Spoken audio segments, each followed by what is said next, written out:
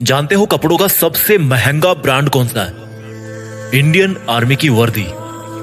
देश के गद्दारों को ऊपर वाला भले ही माफ कर दे, लेकिन एक फौजी किसी भी कीमत पे, यहां तक कि अपनी जान की कीमत पे भी उसको कभी माफ नहीं कर सकता। करोड़ों कमाने वाले भी ये वर्दी नहीं कमा सकते।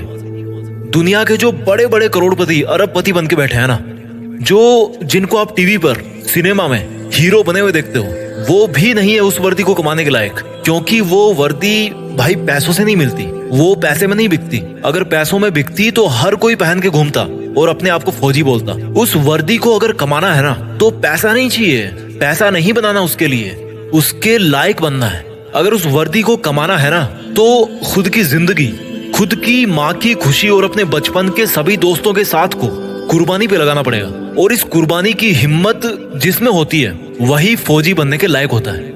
अगर इस वर्दी को कमाना है ना, तो खुद को हर मोह माया से बाहर निकालकर आग में तपाना है। कितना बड़ा दिल होता है उस माँ का जिसका बेटा या बेटी डिफेंस में होते हैं। कुछ पंक्तियां बोलना चाहता हूं मैं उन सब खुश नसीब और हिम्मत वाले युवाओं के लिए जो अपने आप को उस वर्दी में देखना चाहते हैं कि ये आग जलती है तो जलने दे, ये आग जलती है तो जलने दे, माँ अब मुझे तू फौजी बनने दे। जाना है उस जगह, जाना है उस जगह जहां सुना है मन के मौजी बसते हैं। जाना है उस जगह जहां सुना है मन के मौजी बसते हैं। बहुत देख लिए दुनिया, चल अब फौजी बनते हैं। बहुत जीली नाकाम जिंदगी, चल अब देश के लिए कुछ काम करते हैं। फर्जी के रिश्तों में जिंदगी बर्बाद कर डाली, चल अब जिंदगी देश के नाम करते हैं। अब फौजी बनते हैं। ये सरहदें पुकारती मुझको है, ये आतंक की बदबू ललकारती मुझको है। जब लिपट जाऊं तिरंगे में तो मुझे आबाद कहना, जब लिपट जाऊं तिरंगे में तो मुझे आबाद कहना।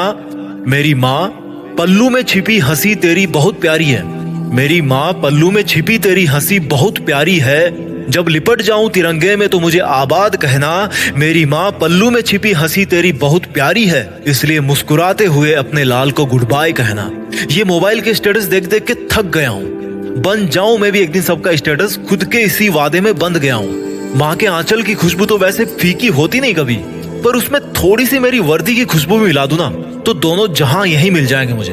और अगली दो लाइन उन लोगों के लिए बोलना चाहता हूँ जिनको लगता है कि बॉयफ्रेंड गर्लफ्रेंड के अलावा इस दुनिया में कुछ होता ही नहीं है। तो भाई कान खोल कर सुनो मेरी बात।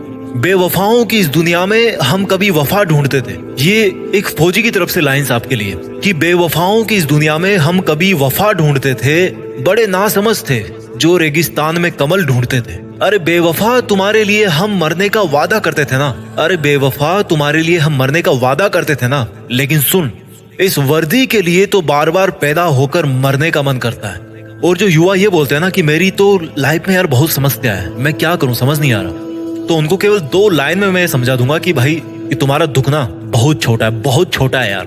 कि हमने समंदर को भी सूखते देखा है, हमने समंदर को भी सूखते देखा है, जब जब मेहंदी वाले हाथों ने मंगलसूत्र उतार के रखा है। जिंदगी में समस्या किसके पास नहीं है, पर एक वो इंसान भी है जो फौजी की वर्दी में हर समस्या का सामना करके अपना फर्ज निभाता है, लेकिन फिर भी रोता नहीं है, मुस्कुराता है। वो फौजी जो हर बार छुट्टी से वापस आते समय यही बोल के आता है कि जल्दी फिर लौट के आऊंगा। लेकिन ये किसी को नहीं पता होता, उसको खुद को भी नहीं पता होता कि वो फिर जल्दी कब आने वाला है ना हिम्मत, है ना हिम्मत। मैं जीत फिक्स के मंच से उन सभी फौजी भाइयों को सलाम करता हूँ और उन पोटेंशियल यूथ को मोटिवेट करना चाहता हूँ जो फौज में भर्ती होने का सपना अपने मन में ठान चुके हैं। क्योंकि दुनिया में देश का नाम करने का इससे बेहतर कोई दूसरा तरीका नहीं हो सकता। मैं सैल्यूट मारता हूँ फौजियों को जो एकमात्र रियल हीरो है इस कंट्री के। फौजी एक तरह के हीरो नहीं है, वो एकमात्र रियल हीरो है। सैल्यूट, जय हिंद, वंदे मातरम।